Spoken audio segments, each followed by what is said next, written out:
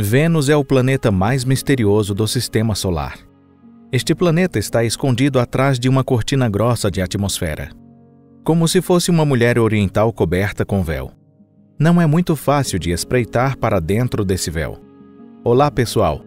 A humanidade é capaz de conhecer um pouco desta estrela da manhã, Vênus. Vamos compartilhar com vocês o que nós sabemos. Vamos começar agora.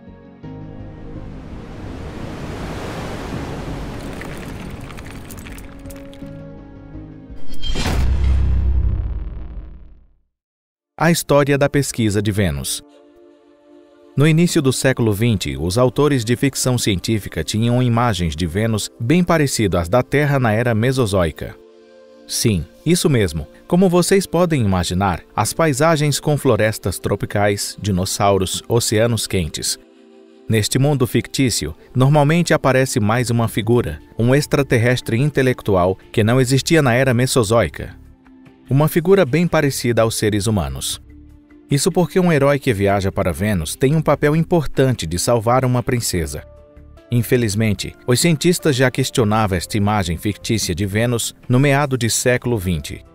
O cientista russo Lomonosov pensava já em 1761 que a camada de atmosfera de Vênus é mais densa do que a da Terra. E mais tarde, ao longo de 2 séculos de pesquisas, foi revelado que a temperatura de Vênus é extremamente alta e a sua atmosfera é principalmente composto de dióxido de carbono. Portanto, Vênus não tem uma condição adequada para os seres humanos a viver e respirar. Ou seja, no meio do século XX, nós tínhamos certeza de que não existiam lá florestas tropicais, dinossauros ou outras vidas extraterrestres. No entanto, naquela época, as 2 superpotências do mundo, a União Soviética e os Estados Unidos, estavam muito interessados em Vênus. Durante os anos 50 e no início de 60, o governo da União Soviética aprovou o plano Venera. A sonda espacial Venera 1 foi projetada em 1961. Infelizmente, Venera 1 não foi capaz de concluir a missão de entrar na órbita de Vênus e coletar dados científicos. Enquanto isso, os Estados Unidos não estavam perdendo tempo sem fazer nada, mas planejava a projeção de sonda Mariner 1 a Vênus. Porém, a sua tentativa resultou em uma tragédia mais devastadora do que a da União Soviética. A sonda Mariner 1 foi lançada em 22 de julho de 1962, mas ela perdeu o contato com o Centro de Controle da Terra em menos de 5 minutos após o seu lançamento. A segunda tentativa dos Estados Unidos deu um passo para frente. A sonda Mariner 2, lançada em dezembro do mesmo ano, teve o sucesso em aproximar de Vênus. Foi a primeira sonda a obter os dados científicos de Vênus. Assim, nós descobrimos que Vênus é um lugar com calor terrível, muito mais do que os cientistas esperavam. Nós conseguimos também calcular a velocidade de rotação de Vênus. Um dia de Vênus é equivalente a 243 dias da Terra. As primeiras imagens. Nos anos a seguir, a União Soviética e os Estados Unidos projetaram várias sondas espaciais a Vênus e tentaram alcançar o seu objeto principal de filmar a imagem da superfície de Vênus. Mas, honestamente, não deram certo. Como as informações eram extremamente limitadas, então, os cientistas tinham que passar por processo de tentativa e erro. Por exemplo, Venera 4, da União Soviética não aguentou o ambiente hostil de Vênus e não conseguiu chegar à superfície de Vênus. Os peritos renomados de ambos países estimavam que a máxima pressão atmosférica da superfície era 10, mas foi confirmado que a pressão ficava mais alta do que 90 atmosferas. Por isso, a sonda foi esmagada como se fosse uma casca de ovo na altura de 28 quilômetros acima da superfície. Em 1970, Venera 7 conseguiu aterrissar em Vênus pela primeira vez. 5 anos depois, uma coisa incrível aconteceu. Pela primeira vez na história da humanidade, nós conseguimos capturar as imagens da superfície de outro planeta do Sistema Solar. As imagens foram enviadas para a Terra via Venera 9 e Venera 10, que pousaram em Vênus nos dias 8 e 14 de junho de 1972, respectivamente. Alguns anos depois, em 1981, Venera 13 e Venera 14 foram capazes de capturar uma imagem colorida e panorâmica deste planeta. Então, o que estavam registrados nestas imagens? Quem pisa esta terra deve abandonar qualquer esperança. As sondas soviéticas revelaram para nós as paisagens infernais de Vênus. Sob o céu de tonalidade amarelada, deprimida e monótona, se expandia uma planície vasta, seca e queimada. A superfície rachada e queimada se estendia por milhões de quilômetros quadrados. A maior parte da superfície do planeta estava coberta pela lava solidificada de basalto. Várias montanhas se erguem de planície muito deprimente e sem vida. Algumas montanhas são mais altas do que as da nossa Terra. Por exemplo, Maxwell Monte, localizado em Ishtar Terra, tem 11 quilômetros de altura. Está extremamente frio no cume desta montanha, que quer dizer relativamente frio em Vênus. A temperatura é 380 graus Celsius. Não está apenas extremamente quente na planície de Vênus. Como a camada grossa de atmosfera não deixa o raio solar penetrar, a superfície de Vênus está muito escura. Em Vênus, os dias sempre estão mais escuros do que o dia nublado na Terra. Será que estão faltando alguma coisa para completar esta paisagem infernal de Vênus? Com certeza, sim. Imagine a atmosfera maravilhosa de Vênus. O componente principal é dióxido de carbono. Esta atmosfera está altamente densa e comporta-se na superfície como se fosse um fluido supercrítico. Ou seja, a atmosfera é quase um líquido espesso e ainda por cima é altamente ácida e mais quente do que chumbo derretido. Tem chuva em Vênus, porém não é chuva de água, mas de ácido sulfúrico. Mas não se preocupem, a chuva não chega à superfície de Vênus. A chuva não cai na superfície.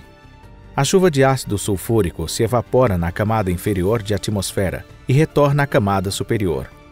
Lá a nuvem se esfria e volta a cair como chuva. Observar de longe. Não houve nenhuma sonda que pousou na superfície de Vênus depois de Venera 14. Consideraram que as sondas eram economicamente inviáveis.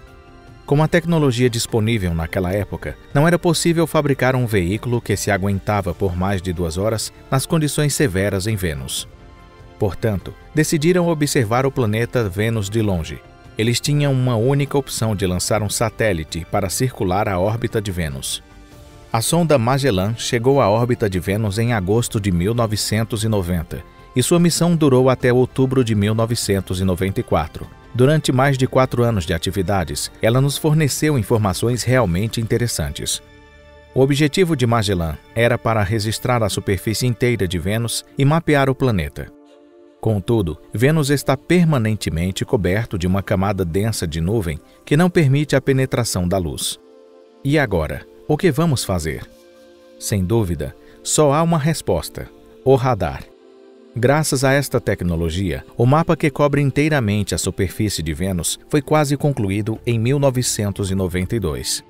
Ao mesmo tempo, Magellan tirou as imagens da mesma área de vários ângulos para elaborar imagens tridimensional. Em Vênus, há 2 continentes bem marcantes. Mais precisamente, eles são áreas de montanhas altas. Ishtar Terra ficou perto do Polo Norte e Afrodite Terra se localiza ao longo do Equador. Em comparação à Terra, Ishtar é o tamanho de Austrália e Afrodite é aproximadamente o tamanho da África. A crosta de Vênus foi completamente formada há cerca de 500 milhões de anos. É relativamente nova. Como nós já temos mencionado, a superfície de Vênus é formada pela lava solidificada. O que isso significa, na verdade? É uma marca deixada por um evento devastador? É possível que Vênus teve uma colisão com um asteroide grande, na época em que a Terra testemunhava o nascimento de vida e as primeiras gerações de espécies terrestres nos períodos Devoniano, Siluriano e Ordoviciano. Talvez o asteroide que colidiu com Vênus fosse do tamanho de Ceres ou Plutão. Com o impacto de colisão, a crosta de Vênus foi destruída e a superfície de Vênus se transformou num mar de lavas ferventes por um período. Existe uma teoria curiosa entre os pesquisadores. Essa teoria diz que o Vênus tenta liberar o vapor de vez em quando. Na verdade, é comum o excedente de vapor vai acumulando no interior dos planetas. Este fenômeno acontece regularmente. E cada planeta resolve este problema de maneira distinta. Por exemplo, a liberação de calor excedente é feita na Terra através de movimentos de placas tectônicas. Por sua vez, a placa litosférica não se movimenta em Vênus, mas há muitos vulcões inativos. É possível que esses vulcões funcionem como um tipo de válvula para emitir a sobra de gás. Quando a parte interior do planeta aquece excessivamente, os vulcões se acordam. E depois a lava fervente transborda e cobre na superfície inteira do planeta. Vocês devem ter experiência de sopa na panela se ferver e derramar no forno. Podemos colocar o planeta no lugar de panela. É a mesma coisa. Depois de erupção, os vulcões voltam a dormir. E eles dormem até a próxima erupção. Chegamos ao fim do episódio de hoje. Obrigado por assistir o nosso vídeo. Muitos mistérios estão guardados no planeta Vênus. Nós conseguimos conhecer apenas uma parte de Vênus. O mapa detalhado da superfície, imagens coloridas e panorâmica. Tudo isso era meramente um sonho efêmero 60 anos atrás. Um dia nós vamos dar mais um passo para frente neste trajeto. E talvez podemos superar todos os desafios que este planeta apresenta, como as condições severas ou inabitáveis. O que vocês acham? Mas será que este esforço faz algum sentido? Por favor, deixem os seus comentários embaixo desta página. E sim, absolutamente faz sentido inscrever-se nesta página para não perder as novidades, acredito eu. Então, hoje ficamos por aqui. Nos vemos em breve. Até logo!